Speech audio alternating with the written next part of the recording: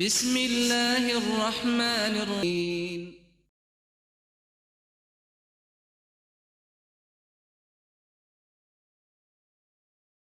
السلام علیکم ورحمۃ اللہ وبرکاتہ۔ وعلیکم السلام ورحمۃ اللہ وبرکاتہ۔ نحمده ونصلی علی رسولہ الکریم، اما بعد فاعوذ باللہ من الشیطان الرجیم، بسم اللہ الرحمن الرحیم۔ رب اشرح لی صدری ویسر لی امری واحلل عقدۃ من لسانی یفقہوا قولی۔ ناظرین، ہماری آج کی گفتگو کا موضوع ہے روزہ اور دعا۔ قرآن پاک میں جہاں روزے کی فرضیت کا حکم آتا ہے، اس کے اختتام پر دعا کا ذکر بھی آتا ہے۔ جیسے روزہ ایک عبادت ہے، اسی طرح اللہ تعالیٰ سے دعا کرنا بھی ایک عبادت ہے۔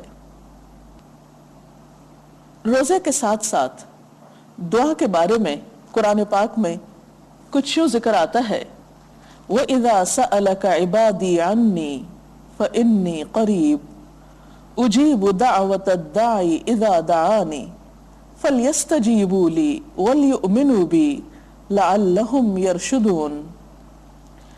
اور اے نبی صلی اللہ علیہ وسلم، میرے بندے اگر آپ سے میرے متعلق پوچھیں تو انہیں بتا دیجئے کہ میں ان سے قریب ہی ہوں۔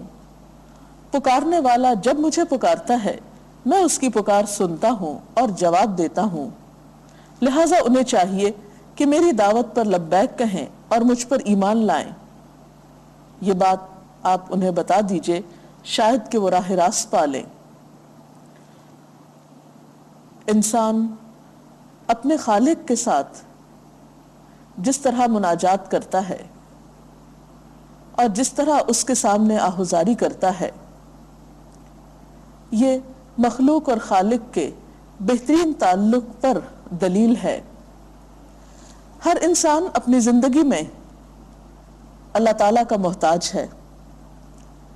قرآن پاک میں اللہ تعالیٰ فرماتے ہیں، یا ایھا الناس انتم الفقراء الی اللہ واللہ هو الغنی الحمید۔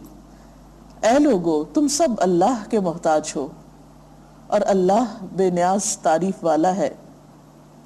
اور اس میں کوئی شک نہیں کہ ہم میں سے ہر شخص ضرورت مند ہے، خواہ کوئی فقیر ہو یا امیر ہو، بادشاہ ہو یا رعایا ہو، جوان ہو یا بوڑھا ہو، ہر شخص کسی نہ کسی طرح ضرورت مند ہے۔ اور انسانوں میں سے ہر انسان چونکہ ضرورت مند ہے، اس لیے اس قابل نہیں کہ وہ دوسروں کی ضروریات کو پورا کر سکے۔ اس کے لیے ایک ایسی ہستی کی ضرورت ہے جو سب کو دینے پر قادر ہو، اور وہ اللہ رب العزت ہی کی ہستی ہو سکتی ہے، جس نے ہمیں پیدا کیا اور جو تمام تر ضروریات پوری کرتا ہے۔ دین اسلام میں دعا کے بارے میں بہت تاکید کی گئی ہے۔ دعا مانگنے کی فضیلت کے بارے میں کئی ایک احادیث ہمیں ملتی ہیں۔ آپ صلی اللہ علیہ وسلم نے فرمایا، ان الدعاء هو العبادہ، کہ دعا ہی عبادت ہے۔ اسی طرح ایک اور حدیث میں آتا ہے، قال رسول اللہ صلی اللہ علیہ وسلم لیس شیء اکرم علی اللہ من الدعاء، کہ اللہ تعالیٰ کے نزدیک دعا سے زیادہ عظمت والا کوئی عمل نہیں۔ یعنی ایک شخص جب اللہ رب العزت کے آگے ہاتھ اٹھاتا ہے تو وہ موقع بندے کی عظمت کا ہے اور اللہ تعالیٰ کے نزدیک قرب کا ہے، کہ دعا ایک ایسی چیز ہے جس کے اندر اتنی تاثیر ہے کہ وہ انسان کی تقدیر تک بدل دیتی ہے۔ آپ صلی اللہ علیہ وسلم نے فرمایا، لا يرد القضاء الا الدعاء، کہ تقدیر کو کوئی چیز نہیں بدل سکتی مگر دعا۔ دعا ان مشکلات میں بھی انسان کو فائدہ دیتی ہے جو اس پر آ چکی ہوں، اور ان آفات میں بھی فائدہ مند ہے جو ابھی نہ آئی ہوں۔ حضرت عبداللہ بن عمر کہتے ہیں، رسول اللہ صلی اللہ علیہ وسلم نے فرمایا، دعا نازل شدہ آفات اور جو ابھی نازل نہیں ہوئی سب کے لیے نفع بخش ہے۔ لہٰذا اے اللہ کے بندو دعا کیا کرو. اسے ترمذی نے روایت کیا. دعا کرنے والے کو اللہ تعالیٰ محروم نہیں کرتے. کسی نہ کسی شکل میں انسان کی دعا ضرور قبول ہوتی ہے، جیسا کہ اس آیت میں بھی فرمایا گیا اجیب دعوت الداعی اذا دعانی، میں بندے کی پکار کا جواب دیتا ہوں جب بھی وہ مجھے پکارتا ہے. یہ الگ بات ہے کہ بعض دعائیں جلد قبول ہو جاتی ہیں، بعض کے بدلے میں آفات ٹال دی جاتی ہیں، اور بعض آخرت کے اجر کے لیے محفوظ کر دی جاتی ہیں. اور آخرت میں انسان جب اپنی دعاؤں کا اجر دیکھے گا تو تمنا کرے گا کہ کاش دنیا میں میری کوئی دعا بھی قبول نہ ہوتی. اسی طرح ایک اور حدیث میں آتا ہے تمہارا رب بڑا حیا کرنے والا اور سخی ہے، جب بندہ اس کے حضور ہاتھ اٹھاتا ہے تو انہیں خالی لوٹاتے ہوئے اسے شرم آتی ہے. یعنی اللہ تعالیٰ اس بات کو پسند نہیں کرتے کہ بندہ اس سے مانگے اور وہ اسے خالی ہاتھ لوٹا دیں. لیکن عام طور پر جب ہمیں یہ احساس ہوتا ہے کہ ہماری دعا قبول نہیں ہوتی تو یہ ایک شیطانی وسوسہ بھی ہوتا ہے. ہاں، قبولیت کے نہ ہونے میں کچھ اور وجوہات ہو سکتی ہیں، مثلاً یہ کہ ہمارے دعا مانگنے کا طریقہ ہی درست نہ ہو، یا دعا مانگنے میں وہ آہوزاری نہ ہو، وہ سنجیدگی نہ ہو، وہ خشوع و خضوع نہ ہو جو مطلوب ہے. تو اس لیے جو شخص یہ چاہتا ہو کہ اس کی دعائیں قبول ہوں تو اسے دعا کے آداب سے بھی واقف ہونا چاہیے. دعا مانگنے کے آداب میں سب سے پہلا ادب یہ ہے کہ مانگنے سے پہلے اللہ سبحانہ وتعالیٰ کی تعریف کی جائے، تسبیح پڑھی جائے، مثلا سبحان اللہ و بحمدہ سبحان اللہ العظیم. اسی طرح اللہ تعالیٰ کی حمد و ثنا کے کوئی بھی کلمات، پھر حضور صلی اللہ علیہ وسلم پر درود شریف بھیجا جائے، کیونکہ جس دعا کے شروع اور آخر میں درود شریف پڑھا جاتا ہے وہ دعا رد نہیں ہوتی. پھر اسی طرح اگر ہم چاہتے ہیں کہ ہماری دعا قبول ہو تو ہمیں دعا پوری توجہ اور یکسوئی کے ساتھ کرنی چاہیے. ایک حدیث میں آتا ہے آپ صلی اللہ علیہ وسلم نے فرمایا اللہ تعالیٰ سے قبولیت کے مکمل یقین کے ساتھ دعا کرو، یعنی یہ یقین رکھ کے دعا کرو کہ دعا قبول ہو جائے گی. دل میں شک نہیں ہونا چاہیے، اللہ تعالیٰ کی رحمت سے مایوسی نہیں ہونی چاہیے. اور یاد رکھو اللہ تعالیٰ غافل اور بے دھیان دل کی دعا قبول نہیں کرتا. یعنی اگر دعا قبول نہیں ہوتی تو اس میں خود ہمارا اپنا ہی قصور ہو سکتا ہے، اور ہمیں معلوم ہونا چاہیے کہ کیا ہم دعا کے آداب کو ملحوظ رکھتے ہوئے دعا کر رہے ہیں یا دعا محض ایک دعائی ہے اور چند الفاظ ہی ہیں. پھر اسی طرح دعا کے لیے ہاتھ اٹھانا مسنون ہے، لیکن اگر کوئی شخص ہاتھ اٹھائے بغیر دعا کر رہا ہے چلتے پھرتے لیٹے ہوئے تو بھی دعا کر سکتا ہے. اسی طرح یہ ہے کہ معمولی سے معمولی چیز بھی اللہ تعالیٰ سے مانگنی چاہیے. صحابہ کرام کا طریقہ یہ تھا کہ جوتی کا تسمہ بھی ٹوٹتا تو پہلا خیال ان کے دل میں اللہ تعالیٰ ہی کا آتا کہ اس سے مانگے. پھر اسی طرح کچھ ایسے اوقات ہیں کہ جن میں اگر دعا کی جائے تو دعا قبول ہوتی ہے، مثلا رات کے آخری حصے میں اور رمضان المبارک میں آپ ہر روز سحری کے لیے اٹھتے ہیں، وہ دعاؤں کی قبولیت کا وقت ہوتا ہے، اس وقت خاص طور پر دعائیں کیجیے. اسی طرح اذان اور اقامت کے درمیان دعا قبول کی جاتی ہے، اس وقت کی دعا بھی لوٹائی نہیں جاتی. بعض لوگ اذان ہو رہی ہوتی ہے اور وہ بول رہے ہوتے ہیں، یا یہ کہ اذان ہوتی ہے اور وہ ادھر ادھر کاموں میں مشغول ہو جاتے ہیں اور یقین کے ساتھ اس کا جواب نہیں دیتے. تو اس سلسلے میں بھی آپ صلی اللہ علیہ وسلم نے جو تعلیم دی ہے وہ کچھ یوں ہے کہ جو شخص اذان کا جواب یقین کے ساتھ دیتا ہے، یعنی توجہ کے ساتھ دیتا ہے، اور اس کے بعد دعا کرتا ہے تو اس کی دعا قبول کی جاتی ہے. پھر اسی طرح سجدے میں دعا قبول ہوتی ہے. جمعے کے دن ایک خاص گھڑی ہوتی ہے جس میں دعا قبول کی جاتی ہے. پھر میدان جنگ میں جب ایک مجاہد صفوں میں کھڑا ہوتا ہے اس وقت دعا قبول ہوتی ہے. بارش نازل ہونے کے وقت دعا قبول ہوتی کیونکہ وہ اللہ تعالیٰ کی رحمت برس رہی ہوتی ہے. پھر اسی طرح یوم عرفہ یعنی حج کے دن 9 ذی الحج کو دعا قبول ہوتی ہے. پھر اس طرح زمزم پیتے ہوئے دعا کی قبولیت کا وقت ہوتا ہے. بہت سے لوگ زمزم پی رہے ہوتے ہیں، اپنے اوپر ڈال رہے ہوتے ہیں حج عمرے کے موقع پر، لیکن دعا مانگنا بھول جاتے ہیں، حالانکہ وہ بھی قبولیت کی ایک گھڑی ہے. اسی طرح کچھ ایسے لوگ ہوتے ہیں کہ جن کی دعائیں رد نہیں ہوتی.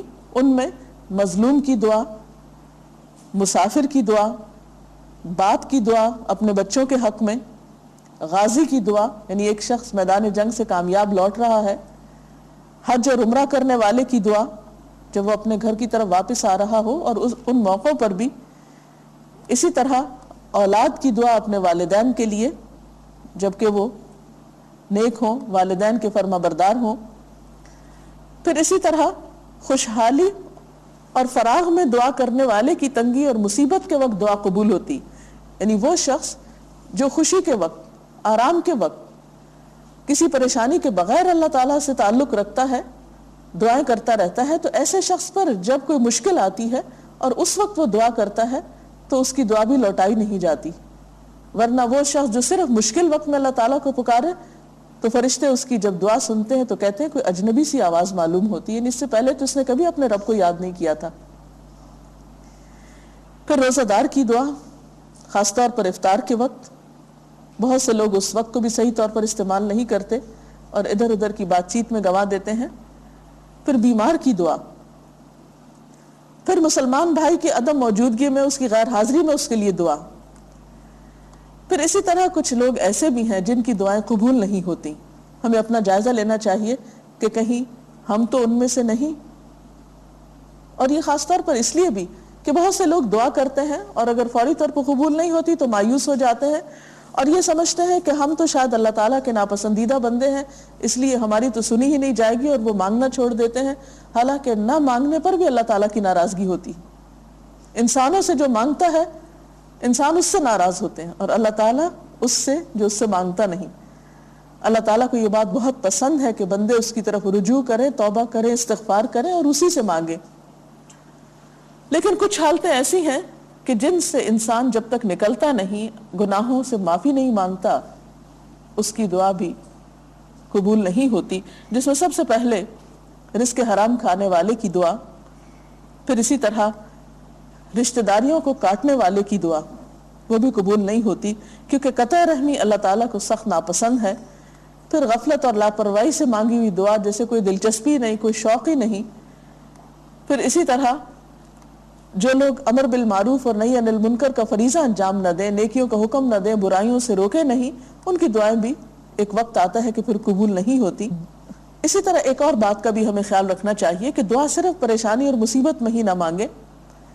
پھر یہ کہ دعا مانگنے کے لیے کسی خاص عمر کی کوئی قید نہیں کہ آپ بڑھاپے میں دعائیں مانگیں، اور اگر آپ بچے ہیں یا جوان ہیں تو آپ سوچیں کہ ابھی تو میرے مانگنے کے دن نہیں، یا یہ کہ اگر آپ کے پاس اپنی ضرورت کی سب چیزیں موجود ہیں تو آپ سوچیں اور کیا مانگنا ہے۔ نہیں، ابھی ہمارے سامنے ایک بہت بڑا امتحان ہے آخرت کا، آخرت کے لیے دعائیں مانگنی چاہیے۔ اگر دنیا میں فوری طور پر کوئی ایسی مشکل یا کوئی ایسی ضرورت آپ کے سامنے نہیں، اور بچوں کو خاص طور پر دعائیں سکھانی چاہیے، ان کو مانگنے کے آداب بتانے چاہیے، کیونکہ پھر وہ زندگی کا ایک حصہ ہو جاتی ہیں۔ اور اگر ہم عام طور پر زندگی میں چند کلمات عادتاً بھی شامل کر لیں جو کہ دعائیہ کلمات ہیں، تو یہ بھی ہمارے اپنے لیے اور جس کے لیے ہم دعا دے رہے ہوں فائدہ مند ہو سکتے ہیں۔ مثلا السلام علیکم، تم پر سلامتی ہو، یہ بھی ایک دعا ہے۔ جزاک اللہ خیرن، اللہ تعالیٰ تمہیں اچھا بدلہ دے، یہ بھی دعا ہے۔ پھر اسی طرح بارک اللہ لکا، اللہ تعالیٰ تمہارے لیے برکت پیدا کرے۔ تو گویا بہت سے کلمات ایسے ہیں جو بذات خود ایک دعا ہیں، اسلامی اخلاق اور ادب کا حصہ ہیں۔ اللہ تعالیٰ سے دعا ہے کہ اللہ تعالیٰ ہمیں ان آداب سے مالا مال کر دے۔ وآخر دعوانا ان الحمد للہ رب العالمین۔ اگر آپ کا کوئی سوال ہو تو آپ کر سکتے ہیں دعا سے متعلق۔ میڈم کیا آپ کس بات کی وضاحت کر دیں گی کہ کیا ہم لوگ اپنی زبان میں چلتے پھرتے دعا کر سکتے ہیں؟ جی ہاں، بالکل مانگ سکتے ہیں۔ یعنی دعا مانگنے کے لیے یہ شرط نہیں کہ آپ مصلی پر ہی بیٹھے یا کسی خاص جگہ پر بیٹھیں یا ضروری طور پر باوضو ہوں۔ دعا دراصل اللہ تعالیٰ کے ساتھ ایک گفتگو بھی ہے، اپنے دل کا حال سنانا بھی ہے، اور ایک تعلق کا نام ہے۔ دعا اللہ اور بندے کے درمیان ایک گہرا تعلق پیدا کرتی ہے، اس لیے اس کے لیے فارمل وے میں بھی مانگ سکتے ہیں آپ اور انفارمل وے میں بھی۔ صبح سویرے جاگ کر ہم کیا کہتے ہیں؟ الحمدللہ الذی احیانا بعد ما اماتنا والیہ النشور۔ یہ کیا ہے؟ یہ دعا ہے۔ ہم نے وہ دعا کس وقت مانگی؟ بستر سے اٹھتے ہوئے، پھر ہم ٹوائلٹ جا رہے ہیں، ہم دعا مانگ رہے ہیں، باہر نکل رہے ہیں دعا مانگ رہے ہیں، وضو کرنے کے بعد دعا مانگ رہے ہیں، یہ سب دعائیں ہم کہاں مانگتے ہیں؟ ان کے لیے نہ تو ہاتھ اٹھاتے ہیں نہ ہی بیٹھتے ہیں. بعض اوقات ہم کھڑے ہو کر مانگ لیتے ہیں، بعض اوقات چلتے چلتے بھی مانگ لیتے ہیں. تو چلتے پھرتے بھی دعا مانگنے میں کوئی حرج نہیں ہے. اللہ تعالیٰ سے انسان کسی بھی وقت کچھ بھی مانگ سکتا ہے. ناظرین، اس کے ساتھ ہی ہمارے آج کے پروگرام کا وقت ختم ہوا چاہتا ہے. کل تک کے لیے اجازت چاہتے ہیں. اللہ حافظ.